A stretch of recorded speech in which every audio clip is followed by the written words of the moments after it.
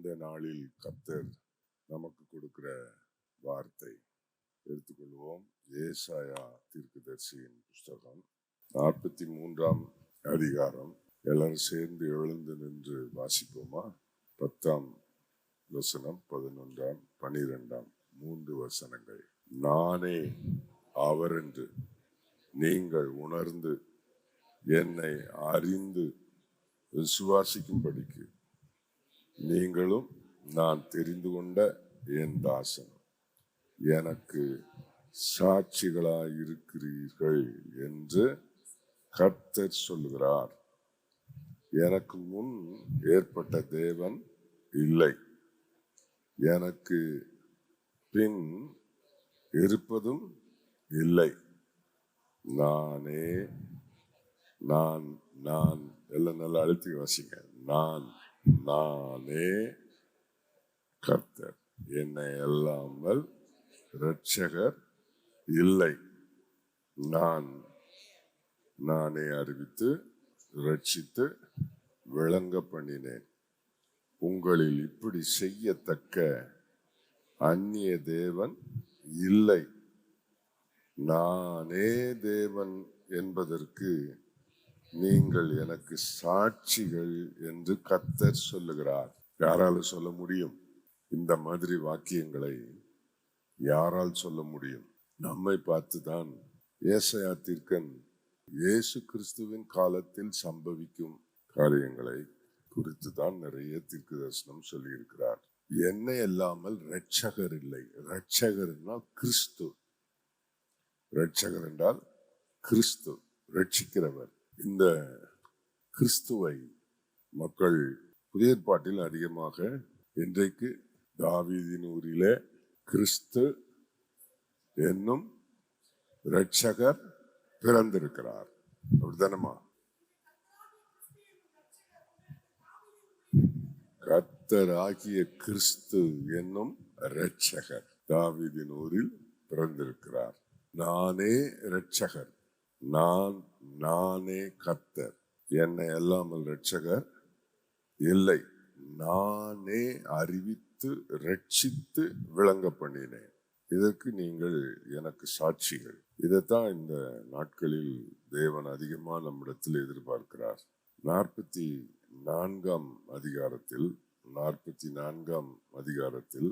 8ஆம் வசனம், நீங்கள் கலங்காமலும் பயப்படாமலும் இருங்கள். அக்காலம் முதற்கொண்டு நான் அதை உனக்கு விளங்க பண்ணினதும் முன் அறிவித்ததும் இல்லையோ? இதற்கு நீங்களே எனக்கு சாட்சிகள். என்னை தவிர தேவன் உண்டோ? வேற கண்மலையும் இல்லையே, வேறு ஒருவனையும் அறியேன். நான் தான் தேவன் என்பதற்கு நம்மளை தவிர வேற யாரும் இந்த வார்த்தையை தங்கள் தேவனை பற்றி சொல்ல இயலாது. எல்லாம் சாமிதான் சொல்றவங்க இருக்கிறாங்க, ஆனால் நானே கர்த்தர் என்று சொல்லியிருக்கிறார். இயேசுநாதர் யோவான் சுவிசேஷத்தில் சொல்லும் போது 14ஆம் அதிகாரம் என்று நினைக்கிறேன், என நானே வழியும் சத்தியமும் ஜீவனுமாய் இருக்கிறேன். என்னாலே அல்லாமல் வேற எந்த வழியிலையும் தேவன்கிட்ட போக முடியாது, பிதாவினிடத்துல பிரவேசிக்க முடியாது அப்படின்னு சொல்லி இருக்கிறார். இதை இந்த கால வேளையில் ஒரு கொஞ்சம் உணர்வோம். அப்ப எவ்வளவு ப்ரௌடா இருக்கணும் நம்ம. இந்த வாக்கியங்கள், இதற்கு ஒத்த வாக்கியங்கள் இன்னும் நிறைய இருக்கிறது வேதத்துல. ஏற்பாட்டுல எல்லாம் நீங்க வாசித்தீங்கன்னா யாத்ராமத்துல, உபாகமத்துல நானே தேவன் என்கிற அந்த யூனிக்னஸ், அந்த ஒன்றே என்கிற அந்த மேன்மையை இஸ்ரவேல் மக்கள் மாற்றும் போதுதான் அவர்களுக்குள்ளே தேவனுடைய கோபம் இறங்கினது. நானே தேவன் என்கிற அந்த தம்முடைய மேன்மையை நாம் பூமியிலே நிலைநாட்ட நம்மை சாட்சிகளாக அவர் வைத்திருக்கிறார். நம் மூலம் தேவனுடைய சாட்சி கெட்டு போகிறதற்கு அல்ல. நாம் எல்லாரும் லிவிங் விட்னஸஸ், உயிருள்ள சாட்சிகள். நான் ஏன் வாழ்கிறேன்? நான் இந்த உலகத்தில் என்னை எதற்காக இயேசு பிறப்பித்தார்? எங்க குடும்பங்களிலும் எங்கள் ஜனங்களிலும் என்னை என்னை அவர் தெரிந்து கொண்டாரே ஏன், என்னை ரட்சித்தாரே ஏன். எல்லா மனுஷரும் ரட்சிக்கப்பட வேண்டும், அது அவருடைய சித்தம். ஆனால் எல்லாரும் ரட்சிக்கப்படலையே, என்னைத்தானே ரட்சித்திருக்கிறார். எனக்கு என்ன தேவையோ அதை தந்து நடத்தி கொண்டிருக்கிறார். அப்படிதானா? நான் விரும்பினது அவர் கொடுக்காம இருக்கலாம். உனக்கு இன்னது வேண்டும் என்று நீ விரும்புகிறது என்று ஒன்று இருக்கிறது. ஆனா உனக்கு என்னது தேவை என்று நான் தெரிந்திருக்கிறது என்று ஒன்று இருக்கிறது. உனக்கு என்னது தேவை என்று நான் அறிந்தேனோ அதை உனக்கு கொடுக்காமல் நான் மறைத்து எனக்கிடத்தில் வைத்துக் கொள்ளவில்லை. அதைத்தான் பரிசுத்த பவுல் சொல்லுகிறார், உண்ணவும் உடுக்கவும் உண்டாயிருந்தால் போதும் என்று இருங்கள். என்ன ராஜ வஸ்திரம் வேண்டும் என்று என்ன செய்யாதிருங்க, கேட்காதீங்க. அவன் போடுற மாதிரி ட்ரெஸ் எனக்கு வேணும், சேலை எனக்கு வேணும், அந்த பொம்மையில கொடுத்திருந்த மாதிரி சேலை எனக்கு வேணும், அப்படி கேட்காதீங்க. எனக்கு என்ன தேவையோ அதை கத்து தருவார். தேவ பிள்ளைகள் என்ன அறிந்திருக்க வேணும், ஆண்டவரே அப்பாட்ட போகும்போது எனக்கு என்ன தேவைன்னு நமக்கு தெரியும், அதனால அவரு அதை என் கையில விட்டுருன்ட்டாரு. அதை என் கையில விட்டுரு, அதை பத்தி நீ என்ன செய்யாத. ஆனா உன்னை எதுக்கு வச்சிருக்க தெரியுமா, தெரிந்தெடுத்து எனக்கு சாட்சியா இருக்க. நான் தான் ரட்சகர், நான் தான் தேவன், நான் தான் சர்வ வல்லவர், நான் தான் பரலோகத்துக்கு வழி, என்னை தவிர வேற ஒருவரும் இல்லை அப்படின்னு எனக்கு சாட்சியா உன்னை ஆசீர்வதித்து வச்சிருக்கிறேன் அப்படின்றார். இது ஒரு ஆசீர்வாதமா இன்றைக்கு நீங்கள் உணரும்படி. அதனால தான் இயேசுநாதர் பரமேறி செல்வதற்கு முந்தி தம்முடைய சீஷர்களை கூப்பிட்டு அவர்களுக்கு ஒரு ஆசீர்வாதமான வார்த்தை சொன்னார். என்ன வார்த்தை? அப்போஸ்தலர் நடபடிகள் 1 அதிகாரம் 8 வசனம்.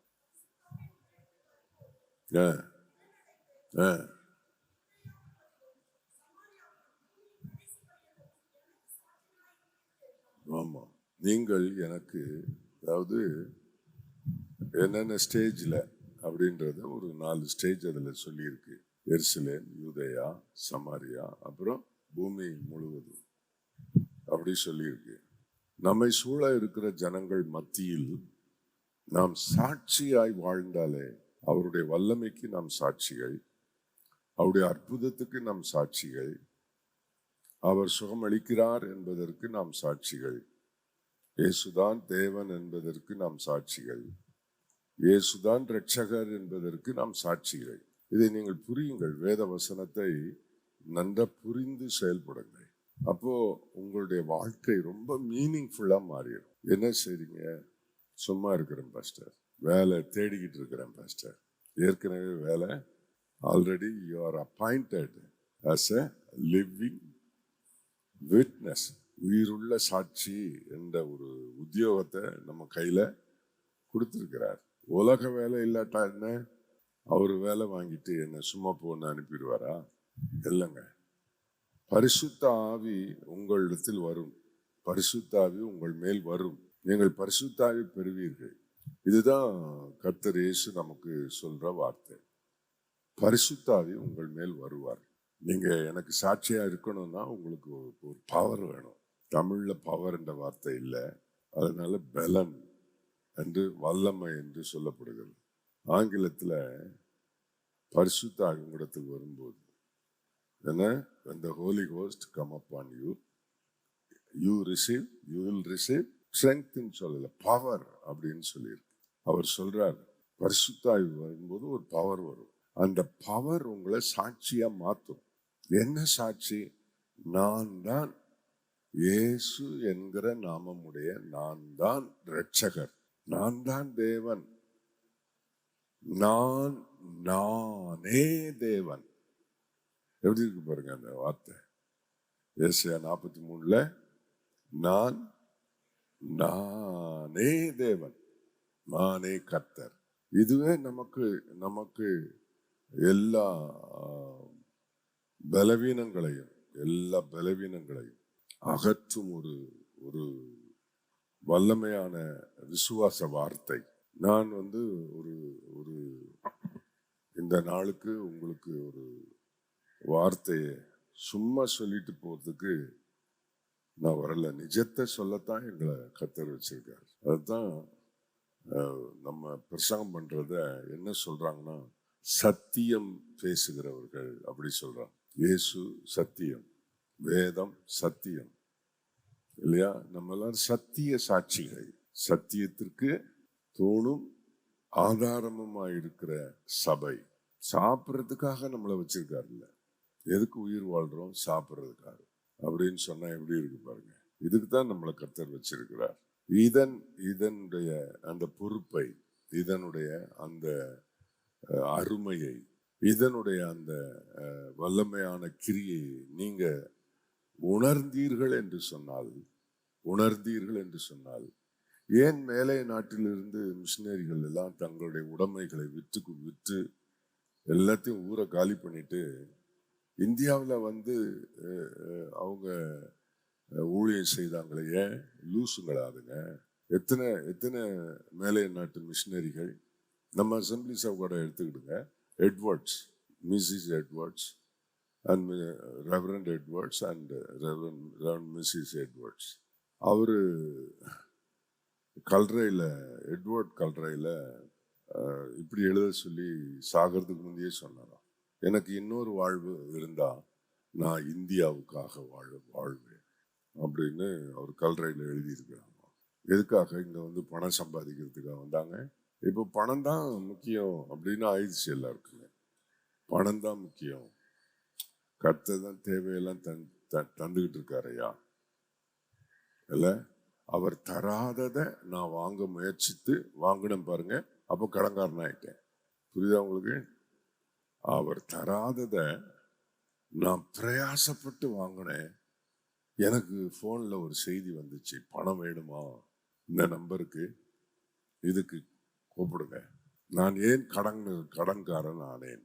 அப்படி அதுக்கு ஒரு ஆன்சர் கண்டுபிடிங்க. நான் ஏன் கடன்காரன் ஆனேன்? உயிர் வாழ சாப்பிட கடன் வாங்கினேன். அப்படியா? உடுத்துறதுக்கு துணிக்காக கடன் வாங்கினேன் இல்லைங்க. சின்ன சின்ன சேர்லயே உட்கார்ந்து இருந்தோம். ஒரு வீட்டுக்கு போனோம், என்னம்மா சோஃபா போட்டிருந்தாங்க. இந்த சோஃபா நமக்கு வேணும்னு எனக்கு ஆசை வந்துச்சு. அதை போய் கேட்டோம். இன்ஸ்டால்மெண்ட்ல நாங்க கொடுக்குறோங்க, டவுன் பேமெண்ட் இவ்வளவு கொடுத்தா போதும், உங்களுக்கு இன்ஸ்டால்மெண்ட் கொடுக்குறோம். சோஃபா வீட்டுக்கு வந்துருச்சு. அந்த வீடு கடன்கார வீடாச்சு. 1 மாதம் கட்டல, 2வது மாதம் கட்டல, வந்துட்டான் கடைக்காரன். இந்த மாதிரி அவலம் தேடிக்கொண்டவங்க நம்ம. அதுக்கு ஊழியர்கள் என்ன செய்யணும்னா, கடன் பிரச்சனை தீருகிறதற்கு ஒரு ஸ்பெஷல் ப்ரேயர் வைக்கணும். அதெல்லாம் வைக்கிற ஞானிகள் கொஞ்சம் பேர் இருக்கிறாங்க. சொல்லுங்க, நம்ம ஆண்டவர் யாரு? எனக்கு என்னது தேவை என்று அறிந்திருக்கிறவர். என்கிட்ட கேட்டாங்க, ஏன் பாஸ்டர் நீங்க அந்த பாஸ்டர், இந்த பாஸ்டர், அந்த பாஸ்டர்லாம் என்னமா வீடு வச்சிருக்கிறாங்க, நீங்க ஏன் பாஸ்டர் ஒரு வீடு வாங்கல? எனக்கு நெருங்கின நண்பர் பாஸ்டர் மோகன், அவரு அந்த NLAGல 2nd ஃப்ளோர்ல ஒரு கார்னர்ல அவர் வீடு இருக்கு மேல. அவர்கிட்ட போய் கேட்டேன், ஏயா இதுலயே உட்காந்துக்கிட்டு இருக்கீல, ECRல 1 ஏக்கர் இடம் வாங்கி சுத்தி கார்டன் போட்டு நடுவுல ஒரு வீடு, நீங்க எவ்வளவு பெரிய தலைவர் அப்படின்னு. அவர் உடனே என்ன கேட்டாரு, ஏன் நீங்க வாங்கினா என்னன்னு கேட்டார். அப்போ அவர் சொன்னாரு, எனக்கு ஆண்டவர் அதுக்கெல்லாம் அனுமதி கொடுக்கலனே, அதுக்கெல்லாம் வாசல் திறக்கல, அனுமதி கொடுக்கல. அவர் கொடுக்காத நான் என்ன போய் தேடணும்? என்ன மாதிரி அறிவு பார்த்தீங்களா? என்ன மாதிரி அறிவு பார்த்தீங்களா? நான் ஏன் வீணான சிக்கலுக்குள்ள அகப்பட்டு சாட்சியா வாழ முடியாம ஏன் இருக்கிறேன்? இயேசுதான் தேவன் என்பதற்கு நான் சாட்சியா வாழ முடியாம இருக்கிறதுக்கு காரணம் என்ன? எனக்குள்ள அவங்களாம் சொந்த வீடு வச்சிருக்காங்க, இவங்கெல்லாம் சொந்த வீடு வச்சிருக்காங்க, நாம மட்டும் வாடகை வீட்டிலேயே இருக்கிறோம். எத்தனை நாள் இருக்கிறது? எப்பதான் சொந்த வீடு வாங்குறது? அவன் கொடுக்குறான், கடன் கொடுக்குறேன் அப்படிங்கிறான். 5000 ரூபாய் மாத்திரம் வந்து கட்டிட்டு போயிரு, மிச்செல்லாம் அந்த மாதிரி இன்னும் இலவசமா கொடுக்குற மாதிரி. ஏசப்பா எனக்கு வீடு தேவைன்னா வாசல் திறந்துருவார். எல்லா வாசலையும் அவர் திறந்து அதுக்கு ஏற்ற மாதிரி வழியெல்லாம் அவர் பண்ணிடுவார். கர்த்தருக்கு ஸ்தோத்திரம். இயேசு நல்லவர். வாழாமலாம் இருக்கிறோம், செத்தா போயிட்டோம், பிளாட்பாரத்திலே படுத்து தூங்குறோம். நான் இதெல்லாம் எதுக்கு ஏன் சொல்றேன்னா, அவர் எல்லாம் நமக்கு தந்திருக்காருங்க. ஆமேன்னு சொல்லுவீங்கன்னு நான் நினைச்சேன். அப்படி இல்லையா? நான் அப்படித்தான் நினைச்சுக்கிட்டு இருக்கேன். எல்லாமே அவர் நமக்கு தந்திருக்காரு. ஆமேன், ஸ்தோத்திரம். இன்னைக்கு போய் ஒரு ஜெபம் பண்ணிடணும். நீங்க என்னன்னா, நீ தராததை நான் தேடி போக மாட்டேன்ப்பா, அப்படி ஒப்பு கொடுத்துருங்க. நீர் எனக்கு தராததை தேடி போக மாட்டேன். கேளுங்கன்னு சொல்லி இருக்கு, கேட்பேன். எனக்கு தேவையானது இது தேவை அது தேவைன்னு கேட்பேன். தந்தா எனக்கு தருவீர், நீ தருவீர், நீ தருவீர். கர்த்தருக்கு மகிமை உண்டாவதாக. ஆனால் நான் உலகத்துல என்ன வாழ வச்சிருக்கிறதே உமக்கு சாட்சியா இருக்கிறதுக்கு தான். எல்லாம் போயிருங்க, எல்லாம் போயிரும், எல்லாம் போயிரும். கர்த்தருக்கு மகிமை உண்டாவதா. நான் கிறிஸ்துவுக்காக செய்தது மட்டும்தான் நிலைச்சிருக்கும். என்னை பார்த்து சொல்றாரு, உனக்கு நான் பரிசுத்த ஆவியை தந்திருக்கிறேன், உனக்கு வல்லமை தந்திருக்கிறேன், நீ எனக்கு சாட்சியா இருக்கிறதுக்காக. அவர் எப்படி வல்லமை நமக்கு தந்திருக்காரு தெரியுங்களா? யோவான் சுவிசேஷம் 14:12 பார்க்காம சொல்லுங்க பார்ப்போம். என்ன பாருங்க, பார்க்காம சொல்லுங்க. மெய்யாகவே மெய்யாகவே நான் உங்களுக்கு சொல்லுகிறேன். யோவான் சுவிசேஷத்துலதான் இந்த மாதிரி சத்தியமா சொல்றேன் பார் அப்படின்ற மாதிரி, மெய்யாகவே மெய்யாகவே நான் உங்களுக்கு சொல்லுகிறேன், நான் என் பிதாவின் இடத்திற்கு, நான் என்ன பிசிக்கலா உங்களோட இருக்க மாட்டேன். சீசர் இடத்துல சொல்றாரு அவர், இல்ல நான் சரீர பிரகாரமா உங்களை தொட்டு, நீங்க என்ன தொட்டு நம்ம எல்லாம் உட்காந்து சாப்பிட்டு நடந்து ஊழியம் செய்து அற்புதங்கள் செய்து இப்படி எல்லாம் நம்ம இருக்கிறோம் இல்லையா?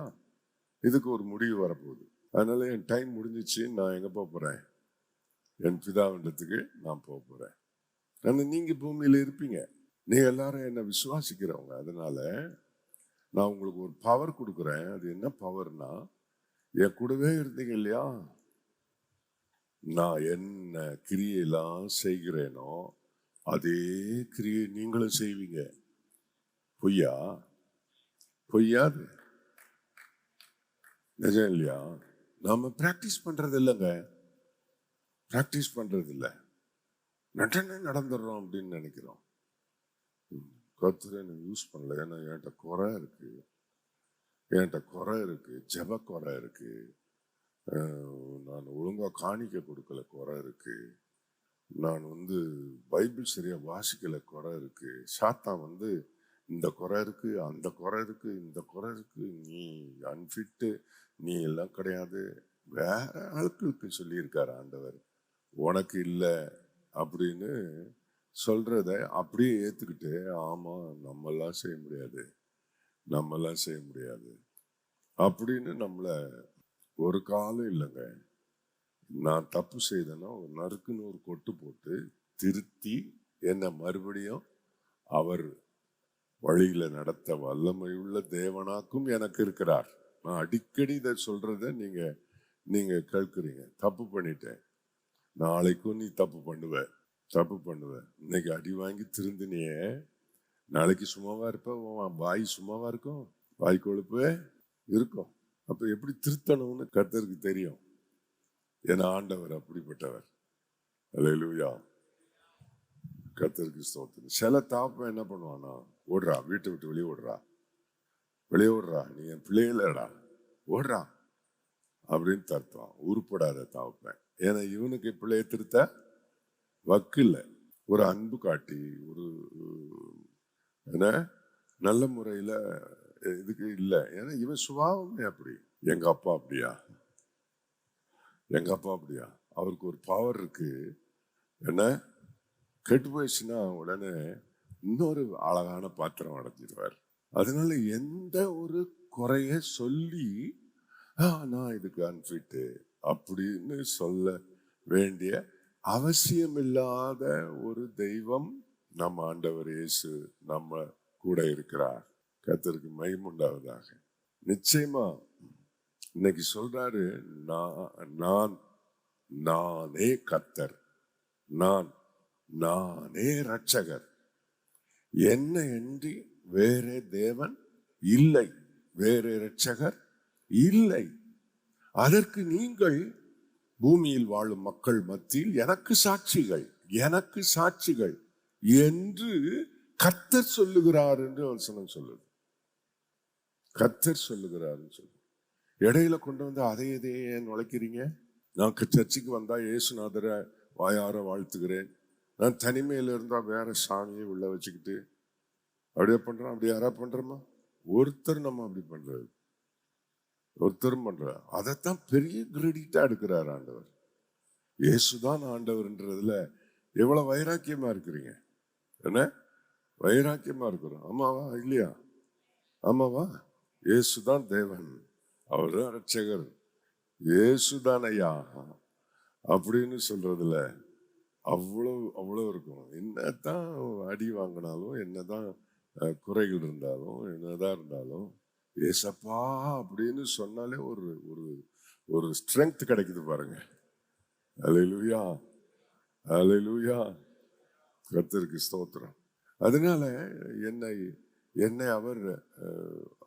அவர் அன்ஃபிட்னு சொல்றது இல்லை, நானே எனக்கு சொல்லிக்கிறேன்.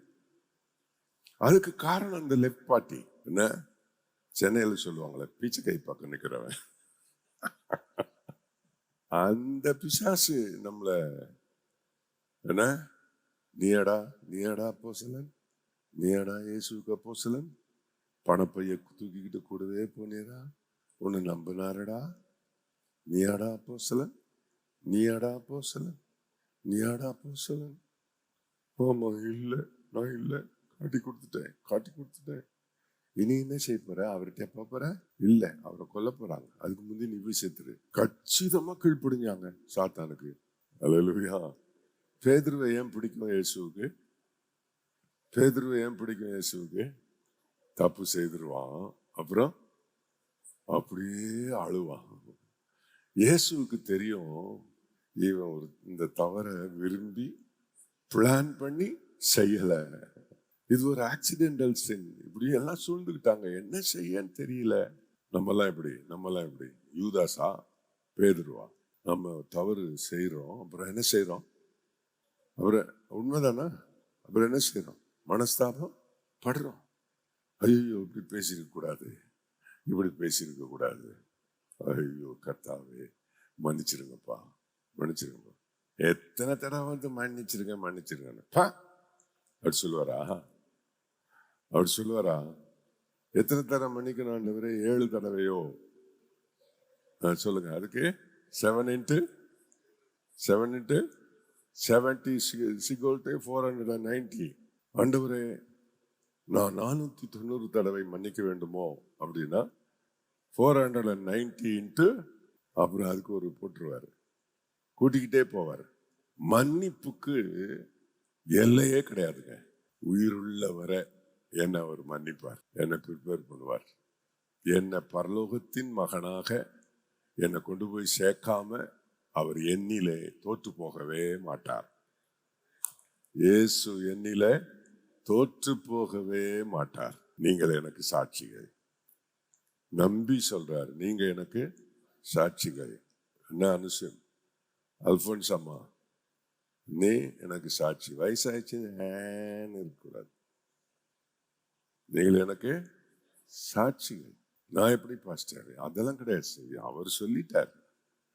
அதனால நான் உனக்கு என்ன தரேன்னா, பழைய ஏற்பாட்டு காலத்துல இல்லாத ஒரு ஸ்பெஷல் என்னன்னா, நான் என் ஆவியை உனக்கு தர்றேன், என் ஆவியை ஊற்றுவேன். மாம்சமானம் யாவர் மேலும் என் ஆவியை ஊற்றுவேன். யார சொல்றாரு? மாம்சமானவன உலகத்துல இருக்கிற அவ்வளவு பேரேமா விக்கிரக ஆராதனைக்காரங்கெல்லாம் சேர்த்தா சொல்றாரு? இல்ல, வாக்குத்தத்தம் அவருடைய பிள்ளைகளுக்குரியது, அழைக்கப்பட்ட அவருடைய பிள்ளைகளுக்குரியது, ஆபிரகாமின் சந்ததிக்குரியது. கர்த்தருக்கு ஸ்தோத்திரம். அதனால அவர் சொல்றார், என்னை விசுவாசிக்கிற ஒரு மகன் நீ, என்னை விசுவாசிக்கிற மகள் நீ. அதனால நீ உயிரோடு இருக்கிற நாட்கள்ல நான் என்ன செய்கிறேனோ அதை நீ செய்வ.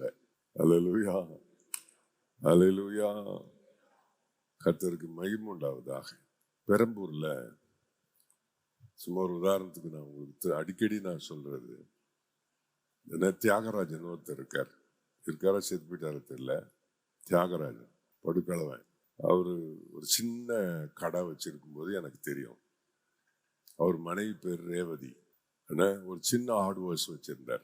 அவங்க பிள்ளைகளுக்கெல்லாம் அவர் முழு சுதந்திரமும் உரிமையும் கொடுத்தார். கர்த்தருக்கு மகிமை உண்டாவதாக. இன்னைக்கு பெரம்பூர் மார்க்கெட் ரோட்ல பிரம்மாண்டமா நிற்கிற மாடி கட்டட shopping centre Revathi store, Revathi தங்க மாளிகை, ரேவதி ரெடிமேட்ஸ், ரேவதி ப்ராவிஷன், நிறைய. அது பத்தாதுன்னு ரெடில்ஸ்ல ஒரு மால் கட்டி வச்சிருக்கான் பாரு. எப்படி வளர்ந்தாங்க? என்ன, அவங்க அப்பா சொல்றதை செய்தாங்க, வளர்ந்துட்டாங்க. கடினமா வேலை செய்தாங்க, வளர்ந்துட்டாங்க. கர்த்தருக்கு மகிமை உண்டாவதாக. நம்ம அப்பாவும் ஒரு பெரிய பிசினஸ் ஆரம்பிச்சு தொடர்ந்து செய்யுங்க நம்ம கையில கொடுத்துட்டு போயிருக்கார். அப்ப அவர் போகும்போது அவர் என்ன சொன்னாருன்னா, நான் என்ன செய்தேன்னு அதை நீ செய்வ. அப்படி நம்ம செய்திருந்தோம்னா இன்னைக்கு இந்தியாவில் 95% இயேசுவின் மக்கள் இருந்திருப்பாங்க. கிறிஸ்தவர்கள் சோம்பேறிகள். கிறிஸ்தவர்கள் தங்கள் அப்பாவுடைய அந்த ஆரம்பித்த ஊழியத்தை விட்டுட்டவங்க. பணம் பணம் பணம் பணம். இதுல என்ன பணம் கிடைக்கிறது? இதை நீ செய்து தான் உனக்கு பணம் கொடுக்கணும்ல. ஏற்கனவே உனக்கு எல்லாத்தையும் அவர் கொடுத்திருக்கிறார். நீங்கள் எனக்கு சாட்சிகள். இயேசு நம்மை சாட்சிகள் என்று வெறுமையாய் அனுப்புவதில்லை. வாங்க 12 பேருங்க வாங்க. என்ன, லூக்கா 9:1 12 பேரே என்ன செய்தாராம்? கூப்பிட்டாருங்க, வாங்க. வாசிங்க சத்தமா. வரவழைத்து சகல பிசாசுகளை துரத்தும். என்ன பாஸ்டர், இந்த 1ஆம் தேதி காலையில வந்தா கர்த்தர் உன்னை ஆசீர்வதிப்பாரு, உனக்கு இந்த நன்மையை தருவாரு, அந்த நன்மை எல்லா சபையிலும் சொல்ற. நீங்க தான் இப்படி போட்டு அருன்னு இருக்கிறீங்கன்னு நினைக்கிறீங்களா? இல்ல எது பெருசுன்னு வைங்க. சர்வத்தையும் சிருஷ்டித்த சர்வ வல்லவர் உன்னை பார்த்து நீ எனக்கு சாட்சி இந்த பூமியில. என்ன டைட்டிலுங்க அது? You are my witness. Hallelujah, hallelujah. Ye are my witnesses. அல்லேலூயா. இதை விட என்ன உயர்ந்த பதவி? கர்த்தருக்கு மகிமை உண்டாவதாக. என்ன, நாட்டை ஆளுகிற முதன்மையான ஆளுமை உடைய நபர் PM எடுத்துக்குவோமே. அவர் சொல்றாரு, நீ தான் எனக்கு ரெப்ரசன்டேட்டிவ் அப்படின்னு சொன்னா அந்த ஆள் எப்படி இருப்பான்?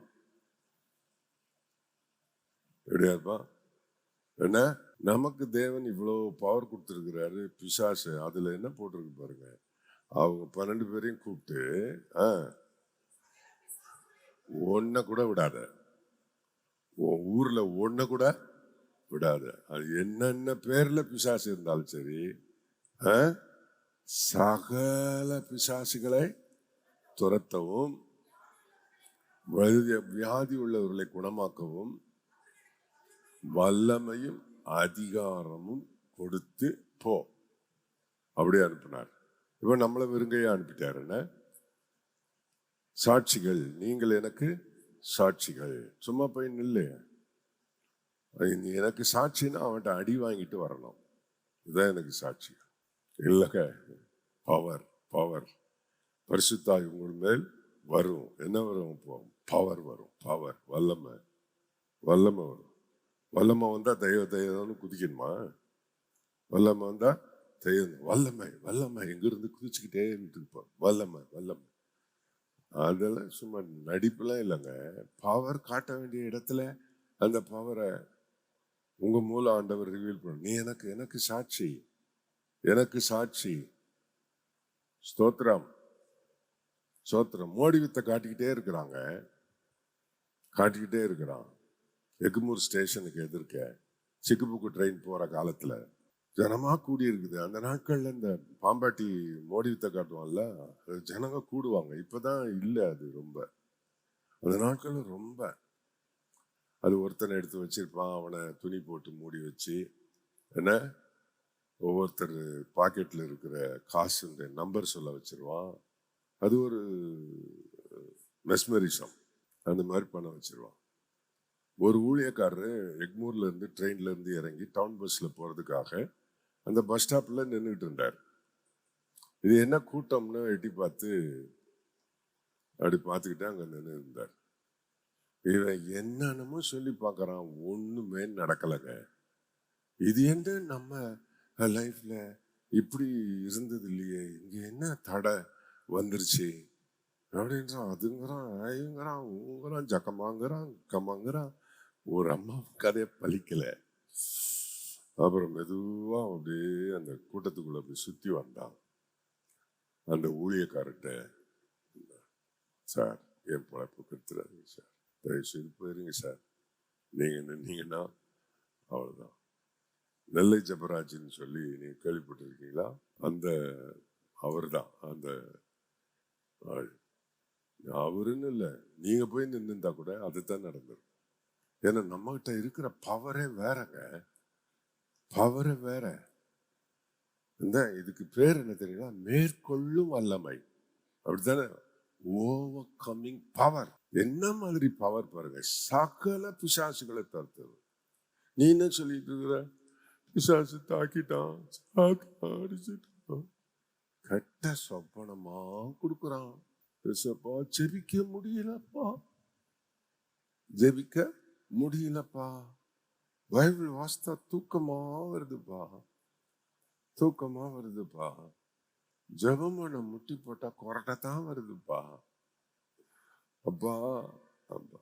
அட பாவமே, சகல பிசாசுகளை, தூக்க பிசாசு என்ன அப்படி நிறைய சொல்லலாம். இப்ப அது பிசாசுகளை சொல்லிக்கிட்டு என்ன செய்ய? அதுக்கு தான் ஒரே வார்த்தையில சொல்லிட்டாரு. சொல்லுங்க, அவருக்கு பேர் சொல்ல தெரியாதா என்ன? ஒரே வார்த்தையில சகல பிசாசுகள், உங்களை சுத்தி இருக்கிற சகல பிசாசுகளை துரத்தும் வல்லமே கொடுத்து. இதை பிராக்டிஸ் பண்ணுங்கிற, இதை விசுவாசிங்க, இதை பிராக்டிஸ் பண்ணுங்க. நிச்சயமா நீங்க எனக்கு சாட்சிகளா இருப்பீங்க. உங்கள் தேவனாகிய என்னை பார்த்து அவங்க சொல்லுவாங்க, உங்க தேவன் தான் தேவன். ஆண்டவருக்கு ஸ்தோத்திரம். சாத்ராக்கு, ஆபேத்நேகோ, என்னப்பா தயாரா இருக்கீங்களா? நம்ம கிட்ட தான் பவர் இருக்கானே, நம்மகிட்ட தான் பவர் இருக்குன்னு. இந்த நேபுகாத்நேச்சார் என்னமோ டிராமா ஆடுறான் மேல உட்காந்துக்கிட்டு. அதுக்கு மேல ஒருத்தர் உட்கார்ந்து நமக்கு பவர் கொடுத்துக்கிட்டே இருக்கிறாரு, பவர் கொடுத்துக்கிட்டே இருக்கிறார். அந்த மாதிரி எண்ணமே நமக்கு வர்றது இல்லையே. அதாவது ரொம்ப அருமையா சொன்னாரு, நான் நினைக்கிறேன் லூக்கா 10 நினைக்கிறேன், சகல சத்துருவின் வல்லமைகளை, சத்துருவின் சகல வல்லமைகளை மேற்கொள்ளும். அது வாசிமா நல்ல கவனிங்க. சகல பிசாசு சத்துருவினுடைய சகல வல்லமைகளை மேற்கொள்ளும். மேற்கொள்ளும் அதிகாரத்தை உங்களுக்கு கொடுக்கிறேன், ஒன்றும் உங்களை சேதப்படுத்தாது, ஒன்றும் உங்களை சேதப்படுத்தாது. ஆனா உன் மூஞ்சி வெள்ளையா இருக்கலாம், உன் மூஞ்சி கருப்பா இருக்கலாம், பல்லெல்லாம் இருக்கலாம், அல்லது இல்லாம போயிடலாம், ஆனா அந்த பவர் மட்டும் போவாதுங்க. ஹல்லேலூயா, ஹல்லேலூயா. என்ன கேட்டுக்கிட்டு இருக்கிறவங்க யாரா இருந்தாலும், இந்த சத்தியத்துக்கு நீங்க விசுவாசிச்சு உங்களை விட்னஸஸா மாத்திக்கிட்டீங்கன்னா, சாட்சிகளா மாத்திக்கிட்டீங்க அப்படின்னு சொன்னா, இந்த சாட்சிகளா ஆகிறதுக்கு இன்னும் எத்தனை வருஷம் ஆகும்? நாங்களாம் 20 வருஷம் 30 வருஷம் ஆனப்பதான் இந்த பவர் வந்துச்சு. இல்லைங்க, நீ இயேசுவை விசுவாசிச்ச உடனே அந்த பவர் கொடுத்துடுறார், அபிஷேகத்தை கொடுத்துடுறார். தேவனுடைய பிள்ளை என்கிற அந்த அந்த அதிகாரமும் உனக்கு கர்த்தர் கொடுத்துடுறார். அதனால என்ன, பிசாச அவர் சொல்றார், பிசாச துரத்து துரத்து அப்படின்னு என்ன அர்த்தம்? ஓட ஓட துரத்துன்னு அர்த்தம். அவனை அந்த பவர் நமக்கு தேவன் கொடுத்திருக்கிறார். இதை இந்த கிறிஸ்தவ சமுதாயம் சபை இதை அங்கீகரிக்கிறதும் இல்லை, அபியாசிக்கிறதும் இல்லை. ஆகவேதான் நம்ம அப்பாவுடைய இந்த பிசினஸ் ரொம்ப டல்லா இருக்கு, ரொம்ப டல்லா இருக்கு. 2.3% தான் இருக்கு. கர்த்தருக்கு மகிமை உண்டாவதாக. எனக்கு கர்த்தர் இந்த கடைசி காலங்களில் உயிரை கொடுத்து பலனை கொடுத்து வச்சிருக்கிறது உங்களை எல்லாம் இந்த உண்மையை சொல்லி உசுப்பி விடுறதுக்கு தான் வச்சிருக்கார். நீங்கள் எல்லாரும் எனக்கு சாட்சிகள். சர்வ வல்லமுள்ள தேவன் சொல்லுகிறார், எந்த பிசாசும் உனக்கு தோப்புன்னு கீழே விழுந்துடும், கீழே விழுந்துடும். இயேசு நல்லவர். அல்லேலூயா. உங்க வீட்டுக்கும் வருவான் பிசாசு, அதை பார்க்கணும், அறியணும். சாத்தான் வந்திருக்கான் வீட்டுக்குள்ள, அறிஞ்சிடணும். இயேசுவின் நாமத்துல ஒரு கிரியும் வீட்டுக்குள்ள செய்ய முடியாதுங்க. உன் பிள்ளைய எப்படி தொட முடியும்? எப்படி காதல் வந்துச்சு? அது ஒரு பேய் உள்ள வீட்டுக்குள்ள வந்துச்சு, துரத்தல நீ. என்ன இப்ப இருந்தே கவனமா. ஆண்டவருக்கு எனக்கு ஆதாயம் எதுவோ அதை மட்டும் நான் செய்வேன். கிடையவே கிடையாதுங்க. நான் இயேசுவுக்கு சாட்சி.